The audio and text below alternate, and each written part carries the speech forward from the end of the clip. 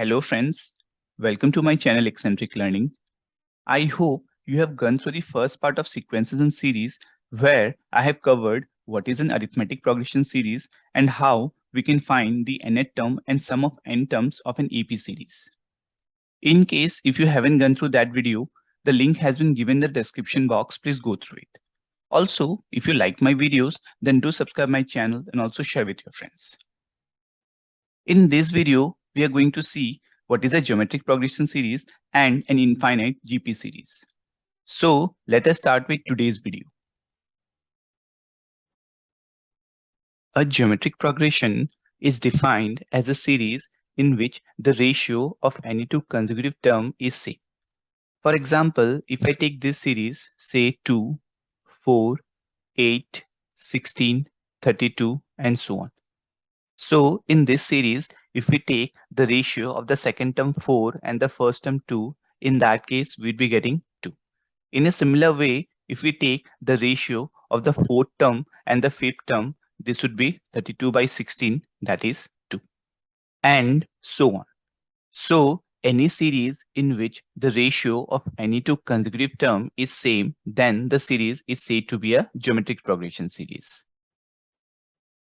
Now, the generic term of a GP series are written as A, AR, AR square, AR cube, AR raised to power 4, and so on, where A is the first term and R is called as the common ratio. Here also, if we take the ratio of any two consecutive term, we'd be getting the same ratio. For example, AR square upon AR would be giving us the ratio as R. In a similar way, A into R raised to power 4 upon A into R cube would be giving us the common ratio R. So that's why the generic term of a GP series can be written in this way. Now, if you observe carefully, A is the first term, A into R is the second term, A into R square is the third term, A into R cube is the fourth term, and so on. So if we want to write the generic term, that is the nth term, in that case, it can be written as A into R raised to power n minus 1. Because in the second term, we have R raised to power 1. In the third term, we have R raised to power 2. In the fourth term, we have R raised to power 3, and so on.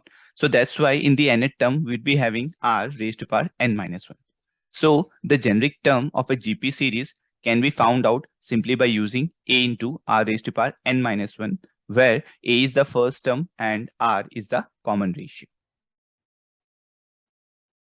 Now say we want to find the 10th term for this GP series.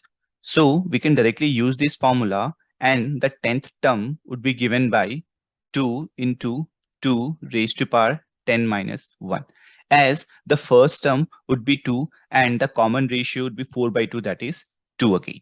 So this would be giving us 2 into 2 raised to power 9, that is 2 raised to power 10. So the 10th term for this GP series would be 2 raised to power 10.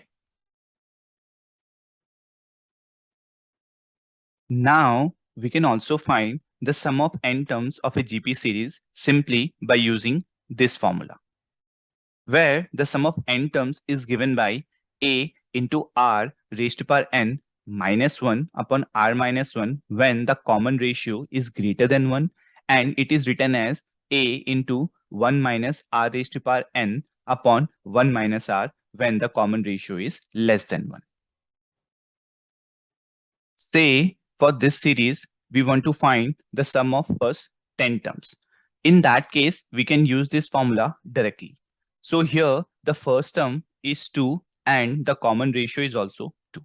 So the sum of first 10 terms can be written as 2 into 2 raised to power 10 minus 1 upon 2 minus 1, which would be 2 into 2 raised to power 10 minus 1.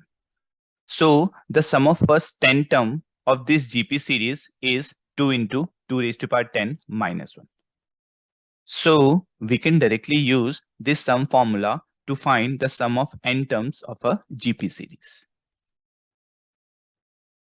So any series in which the ratio of any two consecutive term is same, then the series is said to be a GP series, and the nth term of a GP series is given by a into r raised to power n minus 1, and the sum of n terms of a GP series is given by this formula.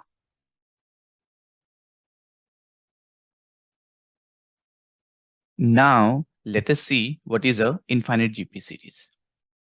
An infinite GP series is defined as a GP series in which the last term is not known or it is extending till infinity. For example, if we take the generic GP series, in that case, the series is A, AR, AR square, AR cube, and so on, where A is the first term and R is the common ratio. Now, if this series is extending till infinity, then this series would be termed as a infinite GP series. Now we know the sum of n terms of a GP series when the common ratio is less than 1 is given by a into 1 minus r raised to power n upon 1 minus r. Now when this common ratio r would be lying between minus 1 to 1 or mod of r would be less than 1, in that case r raised to power n would be tending towards 0 when n would be tending towards infinity. For example, if we take the common ratio as 1 by 2, in that case, r raised to power n would be 1 upon 2 raised to power n. And when this n would be a very big number, in that case, 2 raised to power n would also be a very big number, and 1 upon a very big number would be tending towards 0. So when the common ratio r would be lying between minus 1 to 1, in that case, r raised to power n would be tending towards 0 when n would be tending towards infinity.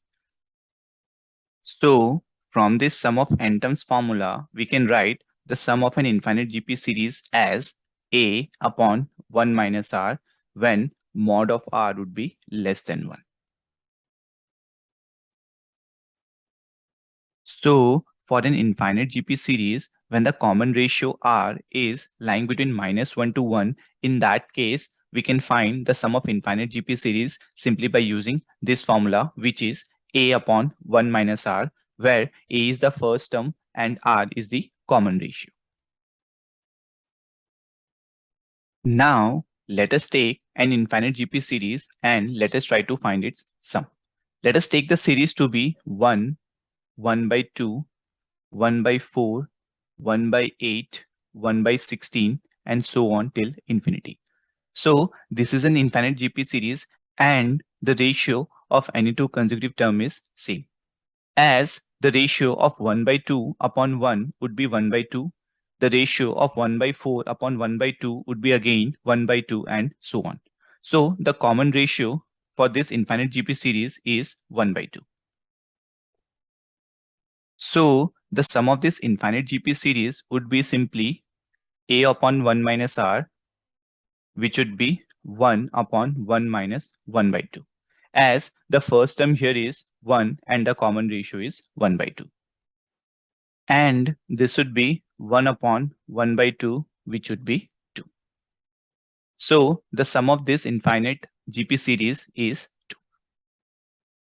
So when the common ratio would be lying between minus 1 to 1, we can directly use this formula to find the sum of infinite GP series. Now there is a task for you all.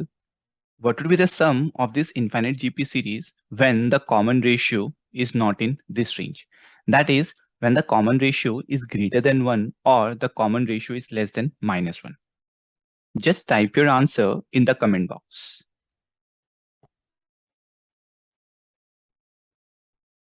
Now, let us see this question based on the infinite GP series.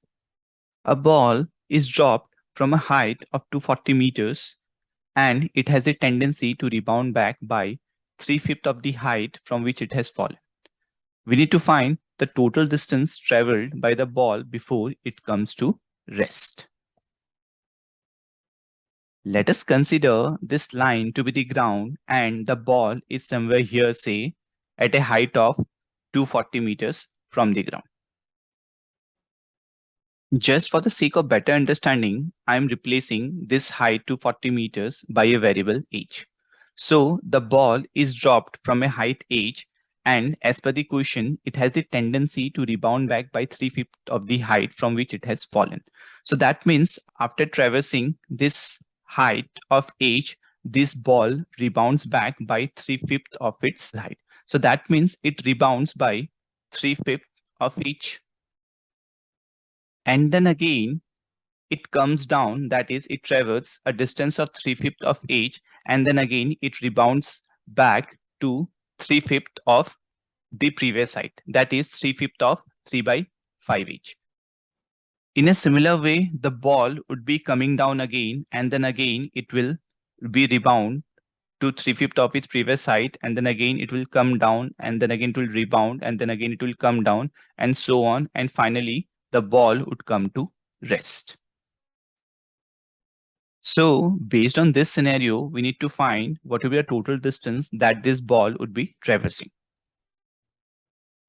So if we calculate the total distance that this ball would be traversing, in that case, this would be the original height h plus this 3/5 of the original height while going upward, that is while rebounding, and then again to come down.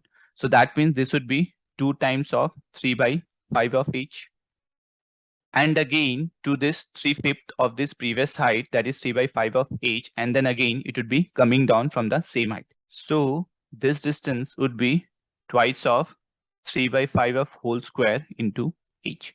In a similar way, the next distance that this ball would be traversing would be 2 into 3 by 5 whole cube times of h, and it goes on till infinity, that is when the ball comes to rest. Now we can write it to be h plus, and from all of these terms, we can take 2 into 3 by 5h common. So we'd be left with 1 plus 3 by 5 plus 3 by 5 whole square plus 3 by 5 whole cube, and it goes on till infinity. Now, if you simplify this, this would be h plus 6 by 5h times an infinite GP series, where the first term is 1 and the common ratio is 3 by 5. Since this is an infinite GP series where the common ratio is 3 by 5, which is lying between -1 to 1, so we can directly use the sum of an infinite GP series formula, which is given by a upon 1 minus r, where a is the first term and r is the common ratio.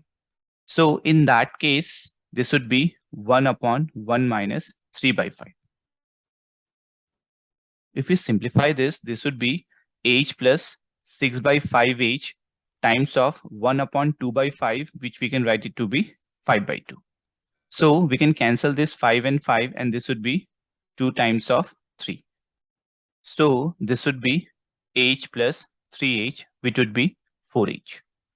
And the value of h is 240. So this would be 4 times of 240, which would be 960 meters.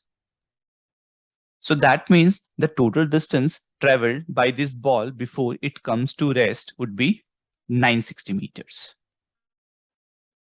So in this way, we can apply the sum of an infinite GP series formula for such kind of questions.